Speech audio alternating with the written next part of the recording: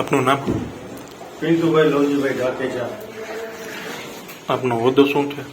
સરદારમાં અત્યારે સરપંચ તરીકે હું ફરજ બજાવું છું. સરદારમાં જે તળાવ આવેલું છે એનું ડેવલપિંગ કરવામાં આવેલું છે, એ ગ્રાન્ટમાંથી કરવામાં આવેલું છે કે ના, જે અમારું સરદારનું તળાવ છે એ જૂનું રાજાશાહી વખતનું તળાવ છે. વર્ષો પહેલાનું જૂનું તળાવ છે અને એ તળાવ અત્યારે જિલ્લા પંચાયત દસ્તકનું તળાવ છે. ડેવલપિંગમાં તો એવું છે, જે તે ટાઈમે સરદારમાં બહુ મોટી સંસ્થા છે સ્વામિનારાયણ મંદિરની, એને ત્યાં મોટો ઘાટ બનાવ્યો છે અને નાવાનું પગથિયા અને આજુબાજુનું બધું ડેવલપિંગ મંદિરે કરેલું છે. અને આમ જોઈને તો સરદારનું એ તળાવ બહુ જૂનું અને પ્રસાદીનું તળાવ છે.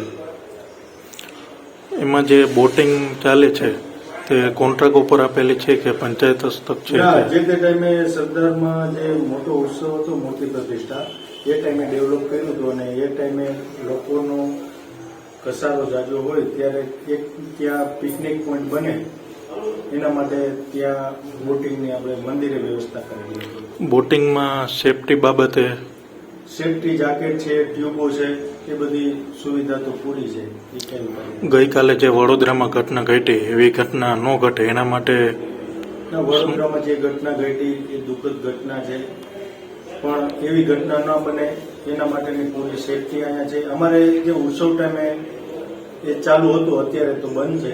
જોકે અહીંયા એટલો બધો પબ્લિકની અવર જવર ના હોય એટલે એટલો બધો ઘસારો પણ ના હોય, પણ આવો કંઈક વાર તહેવાર હોય ત્યારે જ ચાલુ હોય છે.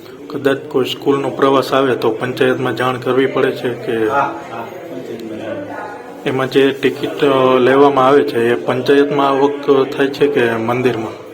ના, એમાં એવું છે, જનરલી જે તે ટાઈમે એ ડેવલપ કર્યું ત્યારે આપણે કંઈ ખર્ચો પંચાયતે દીધો નહોતો, એટલે બધું સંસ્થાએ ખર્ચો કરેલો છે અને એક સરદારની શોભા વધે અને ત્યાંથી ગંદકી દૂર થાય એના માટેનું એવું કાર્ય કર્યું.